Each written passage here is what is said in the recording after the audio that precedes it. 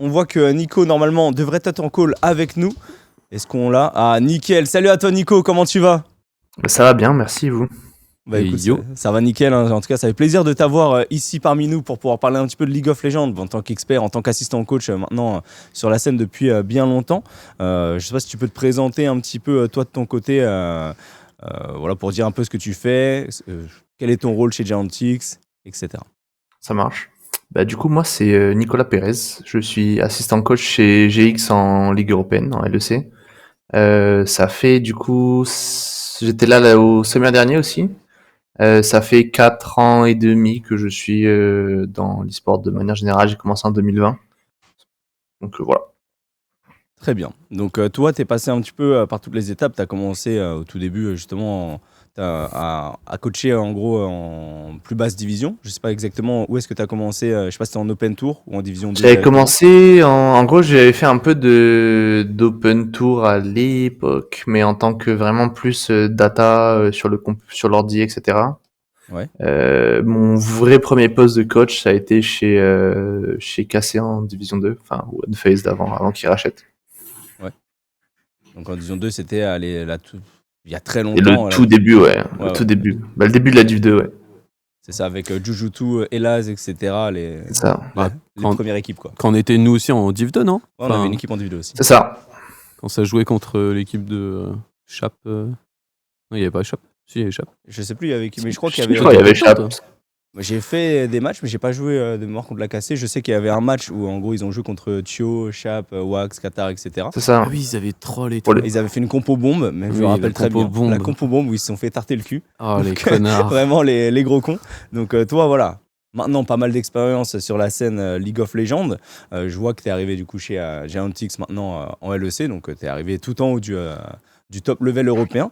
On sait que vous avez fait un gros mercato, vous, côté Giantix, un mercato assez particulier. Vous avez recruté des joueurs un petit peu underground, on va dire, de votre côté. Et pour le coup, ça a bien payé. Parce que pour le coup, saison régulière, vous avez fait pour l'instant une bonne saison. C'est pas encore terminé, même si les playoffs, c'est un peu plus compliqué pour l'instant, suite au BO contre G2. Donc, vous sentez comment, du coup, pour le prochain BO qui va arriver face à Team Heretics?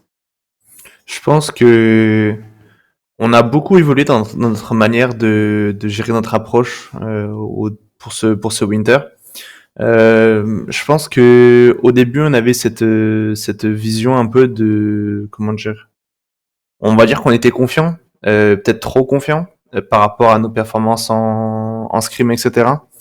Donc on a essayé un peu de construire cette dynamique d'équipe où en fait on essayait d'arriver dans chacune des games en étant favori, en pensant qu'on était la meilleure équipe, etc. Ce qui était de notre point de vue vrai.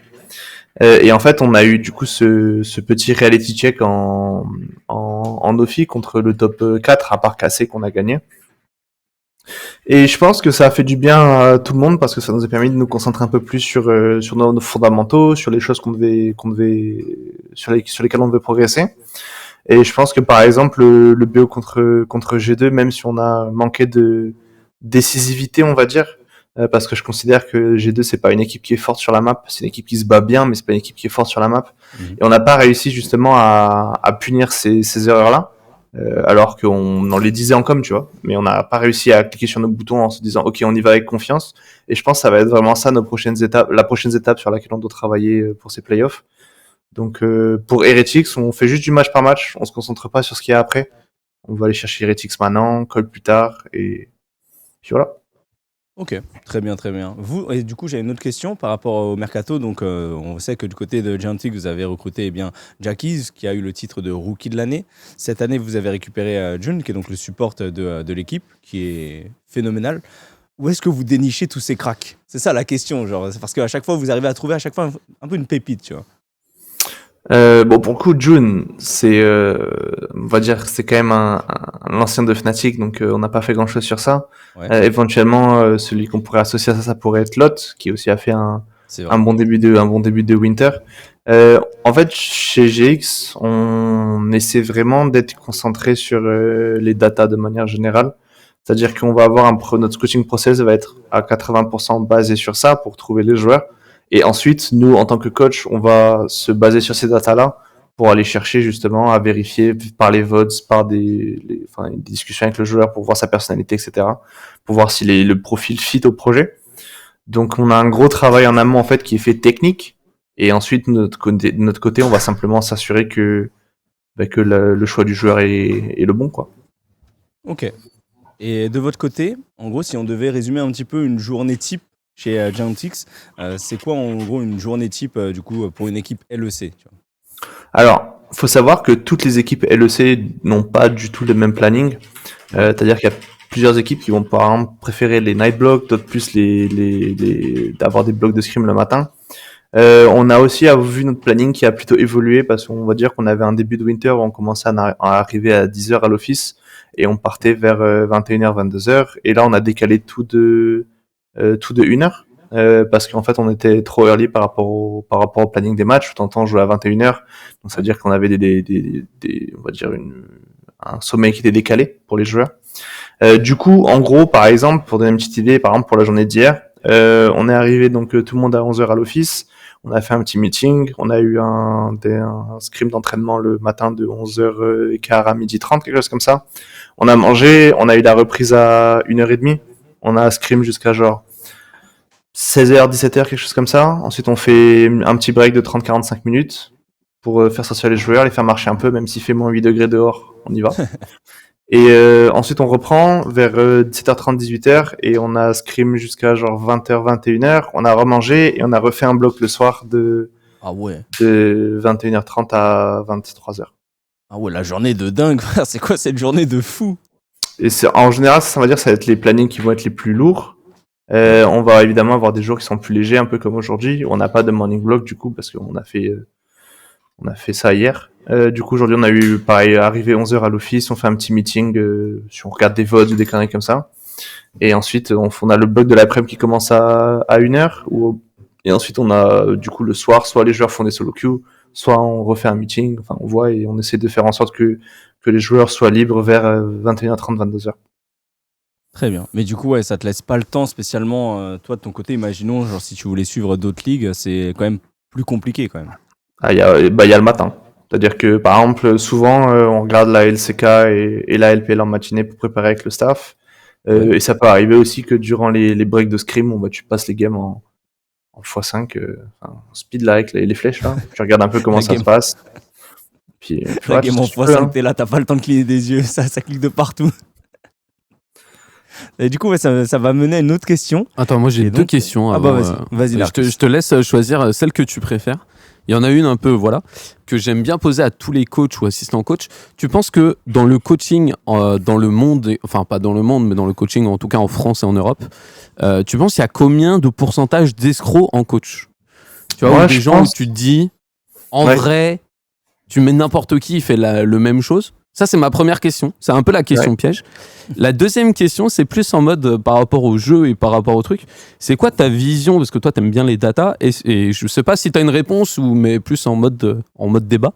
Est-ce que tu préfères que tes joueurs, ils jouent un peu leur confort pick, qu'ils soient très forts là-dedans, quitte à ce que ce soit pas le plus OP? Ou est-ce que c'est mieux qu'ils jouent un peu plus la méta, quitte à ce qu'ils soient moins forts dessus? Enfin, je sais pas, quelle est ta préférence? Je sais C'est pas si clair. tu vois un peu la question. Ouais, c'est clair. Bah, je vais répondre à la première, du coup, pour commencer. Je pense que, moi, ma vision, mais c'est ma vision à moi, je pense que, en tant que coach en e-sport, de manière générale, je considère que tous les coachs en e-sport sont des fraudes, mais à différents niveaux. De la manière qui est que, à la différence des sports traditionnels, la majorité, voilà, quasi-totalité des coachs qui sont coachs en e-sport n'ont pas le bagage d'expérience nécessaire pour se considérer bon coach. C'est-à-dire qu'actuellement, je crois que, la plus grande carrière de coach dans l'e-sport, je crois, c'est 10 ans, un truc comme ça, sur Ouais. un jeu, d'un mec qui a continué à jouer. 10 ans, t'es pas un bon coach en 10 ans. Ça existe pas. En plus de ça, la majorité des coachs n'ont pas fait forcément d'études, que ce soit des choses en management sportif ou en apport sur comment optimiser la pédagogie vis-à-vis des joueurs, même en psychologie ou quoi que ce soit. Donc pour moi, il y a, comment dire, c'est un peu l'adage au royaume des aveugles, les borgnes sont rois. C'est-à-dire qu'à partir du moment où tu es un peu autodidacte, que tu essaies de faire ton mieux, que tu te remets en question, que tu es critique avec toi-même, avec ton travail, et que tu donnes des journées de 11 à 12 heures pour faire ton taf, tu commences à te démarquer du lot. Et je pense que on pourra parler d'être bon en tant que coach dans 10 ans. Ouais. Et avant ça, je pense que n'importe quel coach qui se dit bon en tant que coach n'est pas honnête avec lui-même. Si je comprends ce que tu dis, je pense que c'est un peu mon avis, c'est que les coachs à l'heure actuelle, il n'y a aucune formation. Genre, tu as envie d'être coach en Ligue 1, faut faire. Tu vois, Zidane, il devait faire une formation de 1 ou 2 ans et tout. Et du coup, là, tous les coachs un peu dans l'e-sport, ils deviennent coach en pratiquant et en étant coach, quoi. En fait, t'es un peu formé sur le tas et du coup, il faut charbonner. Et je pense qu'il y en a beaucoup qui charbonnent pas plus que ça. C'est ça. Mais pour donner une petite idée, je coach sur mon temps libre un jeune coach, un jeune russe que je considère talentueux. Et avec, ça fait quoi? Doit faire 8-9 mois que je le coach. Et en 8-9 mois, je considère déjà qu'il est ERL ready, si c'est pas top ERL ready. Et je pense qu'il est actuellement premier en division 2 là avec PCS. Et je pense que, tu vois, c'est genre simplement avec un peu d'effort comme ça, t'es déjà dans le haut panier des ligues nationales. Donc je pense que pour moi, il y a vraiment, c'est qu'une question de travail. Ouais. C'est qu'une question de travail. Ok. Et du coup, la deuxième question un peu plus sur le jeu. Je sais pas, j'avoue que j'ai pas trop suivi la LEC, donc je sais pas votre équipe, mais tu sais, un peu le côté, est-ce que vaut mieux être un peu atypique et jouer sur, même pour les joueurs, hein, parce que tous les joueurs de LoL, par exemple. Non, mais tu vois, par exemple, Adam, tu regardes, il aime bien se battre et tu vois, tu vas pas lui dire en mode, je joue weak side, et quand il va être weak side, je pense qu'il va être un peu moins fort. Mais du coup, c'est quoi un peu ta philosophie là-dessus, vraiment, sur le jeu? Est-ce que vaut mieux voir des gens un peu, sur leurs points forts et jouer dessus, ou il faut qu'ils puissent jouer un peu de tout pour fit à la team et quitte à être moins fort, mais... Moi, je pense que c'est une question de balance, honnêtement. C'est une question d'équilibre. Parce que, et en plus, encore plus sur ce format Fearless, avec les playoffs, où les pics de confort suffisent pas, parce que, déjà en Game 3, t'es en dehors. Si les mecs te double ban en deuxième rota, qu'ils ont déjà pris un de tes champions et que t'en as déjà joué un, t'es déjà à -4. Donc, ça peut aller très très vite. En plus, avec les flex, où t'as des persos flex que tu peux jouer à tous les rôles, bref, il y en a un qui prend support, tu perds ton perso. Je pense que c'est qu'une question de balance. Je pense que les joueurs, par eux-mêmes, auront tendance, de toute manière, à prioriser les personnages sur lesquels ils sont en confort. C'est-à-dire que même s'il y a des personnages où ils sont moins en confort, ils sont quand même... c'est quand même des personnages sur lesquels ils se sont entraînés. Il y a quand même aussi des joueurs qui peuvent sortir des persos niches. Je pense par exemple à... Jackie peut être un joueur comme ça, où... d'un coup il va te dire ok, ça c'est l'angle de ce perso, j'en sais rien, un nom au hasard, tu vois, et si tu trustes sur le moment et que ça fit avec la draft, tu peux y aller, tu vois. Donc je pense vraiment que c'est une question d'équilibre. Je pense qu'il n'y a pas de bonne réponse sur ça. Ça dépend de la culture de ton équipe, ça dépend de la manière dont ton coach draft, parce qu'il y a beaucoup de coachs qui laissent des choix libres, mais il y a aussi des coachs qui imposent des pics, par qui vont dire moi dans ma draft là, je veux un contrôle mage, tu me choisis parmi ces 3 persos, qu'est-ce que tu veux? Et donc le joueur va juste donner son avis, tu vois, et c'est le coach qui aura le dernier mot. Donc je pense que c'est vraiment une question d'équilibre. Je pense qu'il n'y a pas de réponse ou de recette miracle sur quelle est la meilleure solution. Est-ce que c'est mieux un confort ou un truc méta? Pour moi, c'est une question de balance, ouais. Et du coup, juste en rebondissant sur ce que tu dis sur la Fearless, qu'est-ce que t'en penses? Parce que je pense que dans League of Legends, moi je pense que c'est avant tout du divertissement, et je pense que le Fearless c'est clairement du divertissement, donc je pense que tous les spectateurs sont bien. Par contre, d'un point de vue joueur et d'un point de vue coaching staff, je pense qu'il y a beaucoup de games qui se jouent clairement à la draft, et de plus en plus dans League of Legends, et le côté Fearless va pas arranger ça, tu vois. Je pense que du coup, déjà que la draft, c'est pour moi, tu vois, dans le coaching staff, ça doit être vraiment ta priorité, parce que rater une draft, c'est... rater une draft, ça peut te baiser une game. Ça peut vraiment te baiser une game. Et du coup, avec la Fearless, comment vous l'abordez, etc. Et ton opinion un peu sur la Fearless de manière générale? Alors pour moi, la Fearless, c'est un truc qui est en effet hyper positif d'un point de vue viewer, parce que ça donne beaucoup de renouvellement sur les champions, etc. Donc en effet, c'est intéressant. Là où j'ai un peu un frein vis-à-vis de ça, c'est que j'ai peur que la Fearless, surtout en BO5, fasse que des games 4 et 5 en termes de niveau de jeu individuel, on soit sur un niveau de jeu qui soit plus faible et que les games deviennent soit trop chaotiques, soit trop stomp, comme tu as dit, en fonction des draft diff.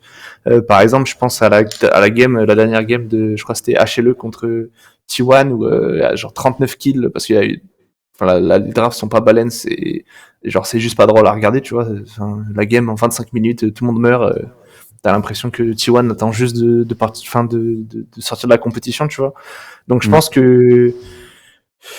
que c'est quelque chose qui est bien pour le divertissement, mais à certaines limites. Je pense que pour les BO3 c'est bien, pour les BO5 peut-être qu'il aurait fallu adapter un peu avec une 5e game où ça reset, tu vois, par exemple, quelque chose comme ça. Je suis d'accord avec toi que les drafts. Je pense que le BO5, je suis assez d'accord avec toi. Le BO5 dernière game, c'est comme ils faisaient en Corée, c'est en mode. À l'époque, c'était blind pick. Blind pick. Oh mama, ça c'est le spectacle, tu vois. Non mais. Ouais, mais bon. Ça donne sur des les drafts, trucs assez what the fuck. Avec Ouais, mais avec que des justement. mires en match-up. Bah, alors ça, je suis d'accord, mais tu En vois, genre. match-up, c'est horrible à regarder, sauf Z contre Z. tu vois. Non, je trouve Non, pas. quand c'est Z contre je pense Z, qu'on n'est ok. pas habitué. Quand c'est casse santé contre casse santé, je te jure que t'as pas envie de regarder Bah, ça. Regarde, tu en vois, vrai, genre, je suis d'accord que. c'est stylé, je pense.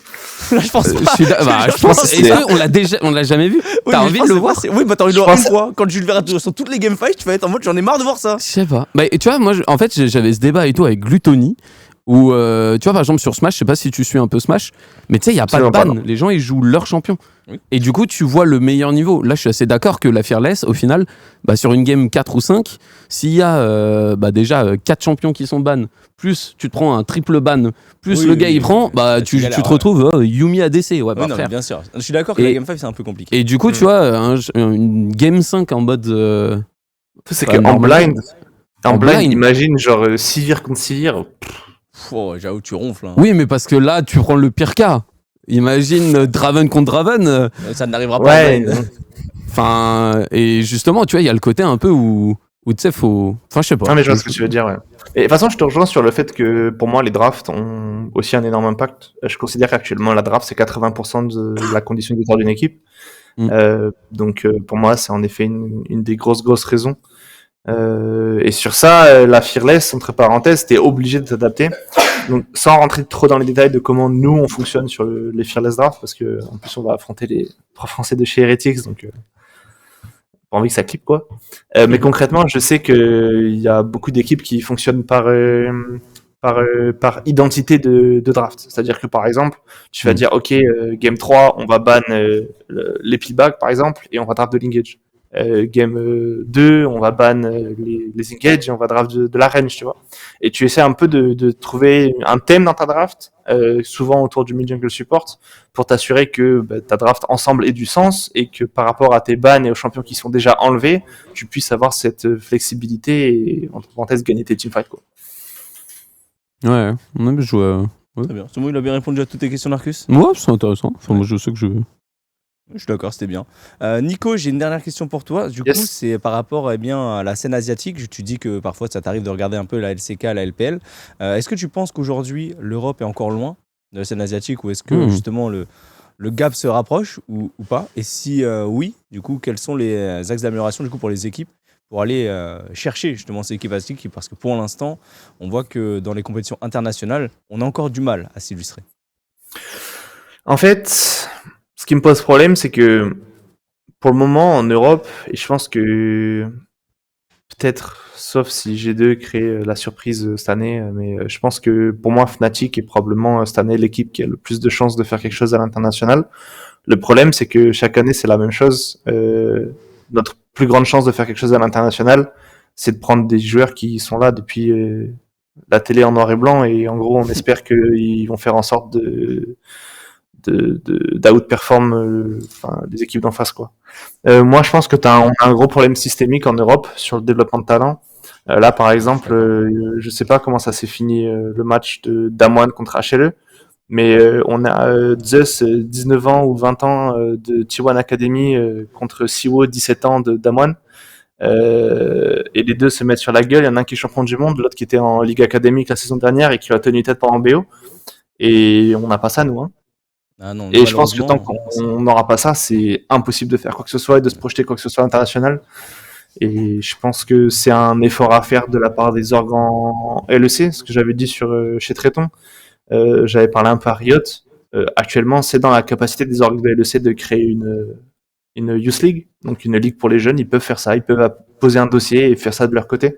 Et c'est pas qu'une initiative qui est faite. Et si c'est toujours pas fait, bah écoute, à un moment, j'ai mis les mains. Pas de genre, hein. Eh ben, tu n'as pas le droit. Si tu veux. Non, tu n'as pas le droit. Bah, si c'est pas organisé par Riot actuellement, je pense que tu peux organiser. Tu n'as pas le droit de faire une ligue si tu n'as pas l'aval de Rio Game. Oui, Ouais, c'est ça. Mais ce que je veux dire, c'est que je vais poser un dossier moi pour Riot et bonne chance. Hein. Oui, après tu peux Ah, parce poser que un c'est dossier. vrai que toi, de ton côté, t'as un Discord justement où t'as pas mal de petites pépites que tu coaches un Yes. petit peu de temps à autre avec beaucoup de joueurs qui ont trouvé des équipes, que ce soit en Division 2, que ce soit dans des ERL2 divers et variés. Donc toi, de ton côté, comment ça t'est venu à l'idée et depuis quand, comment tu prépares ce projet un petit peu on va dire le projet Mbappé de League of Legends, le projet Faker finalement, de ton côté, le projet Faker français quoi. Bah, concrètement, je me suis dit que mon objectif de vie final, c'est de gagner les Worlds. Je me réveille le matin pour ça. Ouais. Et que actuellement, avec la player base qui est disponible en LEC, je considère que je me donne pas toutes les chances de pouvoir accéder à ce rêve parce qu'il n'y a pas, il y en a actuellement en Europe, même si on fait une équipe avec les Avengers, c'est peut-être une finale ou une demi-finale des Worlds et faut croiser les doigts qu'on soit dans un bon jour sur un BO5 quoi. Et pour moi, c'est pas une raison valable, c'est pas une raison suffisante, pardon. Donc du coup, je me suis dit, ok, qu'est-ce que je peux faire pour faire en sorte que, à mon échelle, je me donne le plus de chances possible. Ben en fait, c'est simplement de l'accompagnement de talent. Donc j'essaie de faire au maximum de leur rendre à disposition du coaching que je fais avec eux. On fait des classes ouvertes, etc., où tout le monde peut venir. J'essaie de leur mettre à disposition aussi des agents, les conseillers pour leur carrière. On a un psy sur le Discord, on a un conseiller en performance. Donc quand j'essaie de faire les choses bien pour s'assurer que ces jeunes-là, en parallèle de leur cours et de l'école, aient quand même l'opportunité de faire des choses propres s'ils travaillent. Donc voilà, on va voir ce que ça donne. Moi j'ai une théorie à te soumettre, parce que c'est ma théorie et j'essaye de la répondre et je pense qu'elle est assez vraie. Mais ça reste encore une théorie, elle n'est pas encore trop connue, etc. Je pense que l'Europe va jamais gagner les Worlds, sauf si il y a alignement des planètes et qu'on a 5 ultra pépites qui arrivent à être dans la même équipe. Et tu vois, déjà pour avoir des pépites, c'est rare. Et en plus, pour arriver dans la même équipe en Europe, je pense que c'est très rare. Je pense que le problème, c'est qu'en Corée, bon, tu l'as dit avec les académies et tout, mais je pense que, je sais pas si tu as déjà joué ou vu un peu des streams en Corée, mais en Corée, moi, ma théorie, c'est que sur le serveur en Corée, il y a en moyenne par game à peu près 10 teamfights. Tu vois, quand j'ai joué en Corée et que j'étais... En solo queue, ouais. En solo queue, je parle. J'étais j'étais Grand Master en Corée, mon moment de flex. Tu vois, genre, chaque game que tu fais, t'as une dizaine de teamfights par game. Je pense qu'en Europe, pour la même solo queue, au même niveau à peu près, tu dois avoir 2 ou 3 teamfights.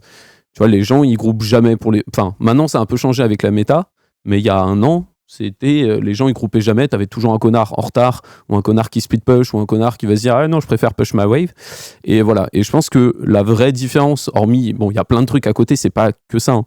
Mais je pense que pour un joueur pro qui arrive au terme de pro, un gars coréen a fait je sais pas 10 000 teamfights dans sa vie, rien qu'en solo queue, je parle, donc même pas en trim. Là où un joueur européen en a fait 2000, 3000. Et je pense que la vraie différence, quand tu regardes la Corée et l'Europe, en tout cas jusqu'à il y a un an, c'était les équipes coréennes sont beaucoup plus fortes en teamfight. Tu vois. Genre ça clique mieux, ils savent mieux gérer et tout, et je pense qu'ils ont juste plus d'entraînement. Et moi, ma théorie, c'est que en Europe, il n'y aura jamais ça, parce que la solo queue européenne, même si on dit qu'elle est assez bonne, elle est très individualiste, et League of Legends, c'est un jeu de team, et t'auras jamais... tu vois, c'est rare que tu aies des joueurs qui soient très très forts en teamfight.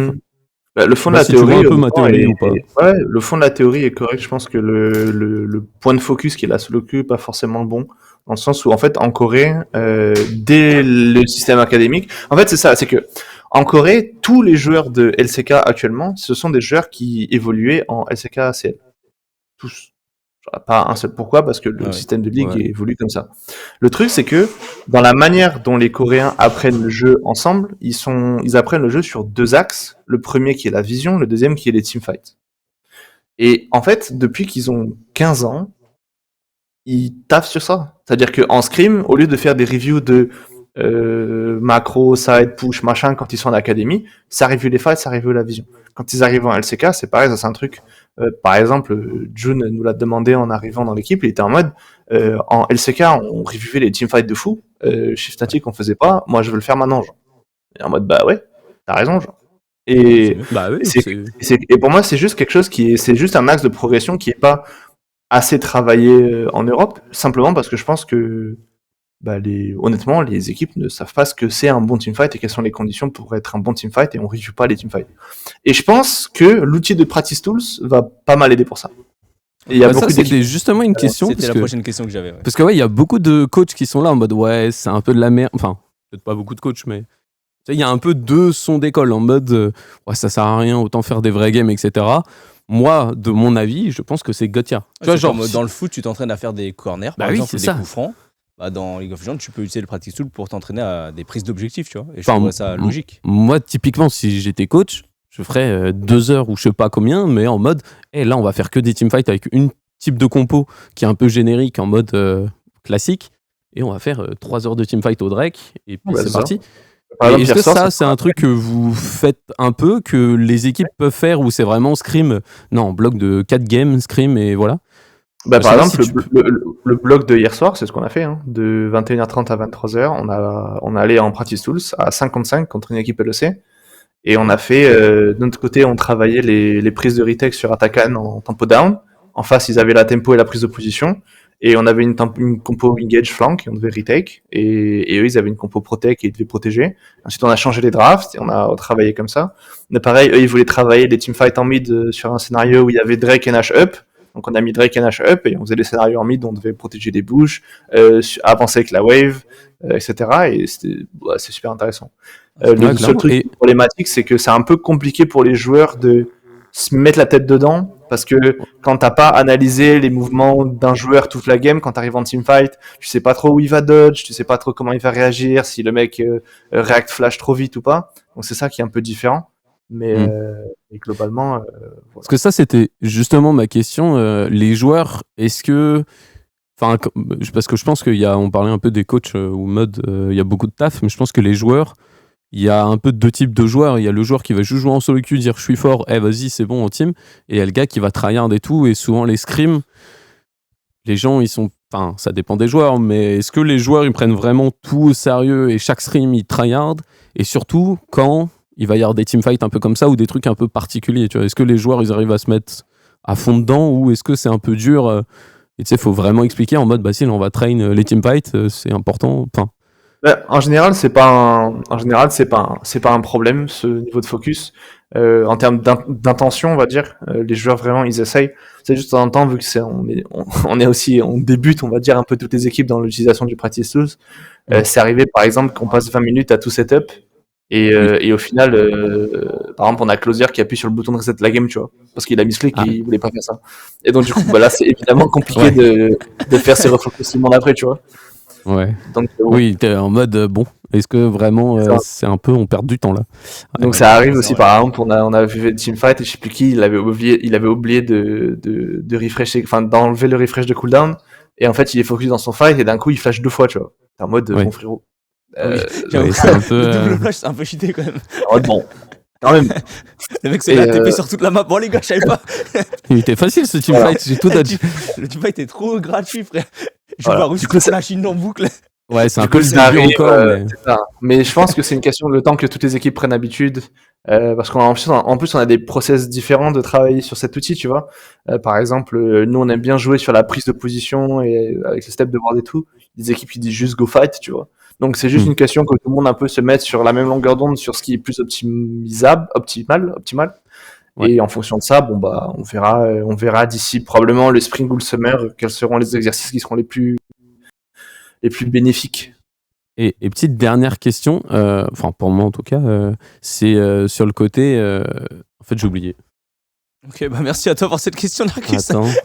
Je sais pas, c'est toi. Hein. C'est ouf ça, comment tu peux oublier une question? Bon, t'avais une question en tête. Ça va revenir, vas-y. Mais t'inquiète Nico, c'est normal, c'est Narcus, y a pas de souci. Mais frère, mais frère, t'es vieux, hein. J'avoue, tu l'as fait bugger carrément, je regarde. Il a un grand sourire, il a bugué. Attends, il est encore là ou pas? Parce que je sais pas si... Ah, je crois qu'on l'a perdu malheureusement. Mais de toute façon, je crois que dans tous les cas, il m'avait dit qu'il devait bouger dans les alentours de 12h50. Donc, pour justement le scrim de 13h. En tout cas, c'était grave intéressant de l'avoir. Je sais pas s'il va revenir. En tout cas, j'espère qu'il pourra nous dire un petit au revoir. Donc là, je vois avec sa cam, il essaye de régler le truc. J'ai l'impression de son côté là d'essayer de revenir pour au moins répondre Mais à la c'est dernière grave, question de Narcus que Narcus a oublié. Donc, ouais, moi je parlais un C'est petit fou, peu. ça. Moi, ma question, de toute façon, que j'aurais pour lui, c'est qu'est-ce qu'il pense justement de Atakan, le nouvel objectif qui est arrivé là sur Ouais. cette saison. Et moi, je trouve que Atakan, c'est OP. Voilà, je le dis. Je trouve que c'est vraiment crack broken. Ouais. Je sais pas si c'est l'avis général des coachs. Donc, ça, on posera un petit peu la question. Ou alors, j'ai l'impression, je sais pas si Atakan, c'est OP ou si les gens, quand ils doivent jouer Atakan, vu que c'est un nouvel objectif, ils perdent un petit peu leur cerveau et du coup, ils arrivent plus à le jouer correctement. C'est plus ça la question que j'ai. Bah. Ils ont plus internet à Berlin apparemment. C'est con, ça. On n'a plus internet à l'office Vive Berlin. Ah oui, c'est vrai qu'apparemment Berlin pour la connexion internet, c'est de la merde. Ah ouais. C'est vraiment de la merde. Ça coûte super cher, c'est pas très stable. C'est gaze. Voilà, il faut le dire, C'est bien que la LEC se soit installée là-bas, c'est aucun malin. sens, hein. Après, la ville en soi est stylée, mais juste, Ouais, il n'y a pas internet, quoi, je veux dire. C'est quand même Oh un bah peu de la nice, merde, hein. on va se mettre à Malte, les gars. La ville est stylée. Oui, bah. Après, est-ce que ça va pas jouer aussi là-dessus, dans le côté, tu vois, imagine, Corée, connexion pixel perfect, 2 de ping tout le temps. Moi, je pense que En oui. Europe, je- T'as perma 30-40 de ping. À Berlin, t'as une connexion de merde. Moi, pour moi, tu Ça vois, doit faire criser. ma théorie, c'est que c'est pyramidal. Donc, forcément, c'est pas normal qu'en Europe et en France, je pense qu'on a beaucoup plus de joueurs qu'en Corée. Tu vois, parce que la Corée, ça reste quand même Ouais. un petit pays. Et en Europe et en France, c'est pas normal qu'on ait un plus grand levier et qu'on arrive à être moins bon. Mais même pas moins bon en mode, voilà. Oui. Si là, t'organises le top 5 France contre le top 5 Corée, on se fait détruire, tu vois. Et encore pire, tu vois, imagine, tu fais un BO5 avec 5 line-up différentes. Mhm. Tu vois, en mode, tu prends 25 joueurs et voilà, on se fait mais anéantir. Tu vois, notre 5e line-up française, il y a très ton dedans, frère. Et c'est bon. Oh, même pas la 5e, il est dans la Oui, 3e. enfin, tu te dis. Je pense que Alors Tréton, qu'en Corée, je pense que leur 5e coréen, c'est un gars Oui. qui joue en LCK et qui fait les Worlds, tu vois. Donc, non, tu vois, moi je pense qu'il y a plein de trucs à prendre en compte. Et les gens qui parlent de la solo queue, je pense que la solo queue coréenne est god tier. Il y a, comme tu le dis, le fait que la connexion, ce soit. Je pense on que- avait 3 de ping. Je pense que aussi il y a la culture, tu vois, en Corée qui fait que c'est dans le jeu vidéo depuis très longtemps. Bah Il oui, y a non, ça. Starcraft à l'époque. Où, Ça, alors tous ça, les je- joueurs pro, ils étaient sur Starcraft. Ça, je C'était pense. des Coréens. Alors, ça, je suis d'accord, mais je pense de moins en moins parce que tu regardes en France. Aujourd'hui, maintenant, ça va. On est quand même.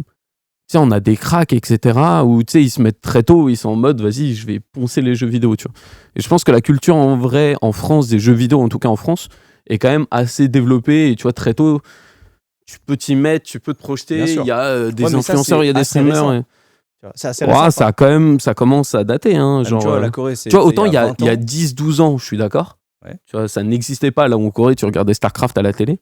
Je trouve que de plus en plus, il y a. Non, mais je suis d'accord avec toi. Je pense qu'en France, ça va. Genre, on a beaucoup de joueurs qui sont très forts sur beaucoup de jeux, que ce soit Rocket League, que ce soit LoL, que ce soit Fortnite. Donc, vraiment, énormément de jeux où on a énormément de jeunes qui sortent un petit peu du lot. Mais le truc, c'est que tu changes pas aussi un développement culturel comme ça, tu vois. Mais C'est pour genre, moi, en je pense France, que c'est pas c'est- que ça. Non, c'est pas que ça. Je pense que tu vois, la je pense solo pas que ce queue, soit le que ça. ladder, même. Par contre, je pense que c'est un truc vraiment. Et ça, je pense que c'est sur ça qu'on est Doomed, c'est que je pense qu'en Europe et en Occident, on est très individualiste. Mhm. Donc, tu sais, quand tu vas faire ta game, tu vas penser Du qu'à coup, ta on serait gueule. plus fort sur les jeux individuels. Et on est plus fort sur les jeux Bah individuels. oui, je pense que tu vois, genre, c'est pour ça qu'un Adam, tu vois, il peut briller en teamfight, enfin, en 1v5, il va trouver des trucs. Mais par contre, moi, il y a un truc qui m'a choqué, c'est que je faisais un Drake tranquille. En Europe, je pense que quand tu fais un Drake, tu vois ton jungle qui fait le Drake, tout le monde s'en bat les couilles. Bah, sauf s'il a besoin d'aide. Même si ping ou même si truc, tout le monde s'en bat les couilles. Est-ce que toi, tu vas bouger pour un objectif? Non. Bah, Maintenant, un j'ai pas peu TP. plus. J'ai pas TP donc. Non, mais pour les vote grubs, là. Non. Ah si, tout le temps. Voidgrove, c'est OP. Hein. Oui, parce que là, c'est vraiment broken et CryoGame a dit hé, regardez, les Voidgrove, gars, c'est c'est broken. Je suis important. obligé de bouger pour ça. Ouais. Alors qu'en Corée, les gens, ils bougeaient directement. En mode, tu voyais la botlane, ils perdaient 3 millions ou 4 millions pour Oh, venir. Ça va, 4 minutes, t'en fous. Non, frère, non, tu mens. Ah, ça va. Jamais tu vas perdre 4 millions, toi, pour. Ah, si. Non, tu vas dire, attends, d'abord, je vais push. Après, est-ce que t'es sûr que t'as vraiment besoin En d'aide? fait, ça dépend. C'est pas ça. C'est est-ce que j'ai le push? Si j'ai le push, tu peux prendre l'objectif. Si j'ai pas le push, tu prends pas l'objectif, c'est tout. C'est aussi simple que ça.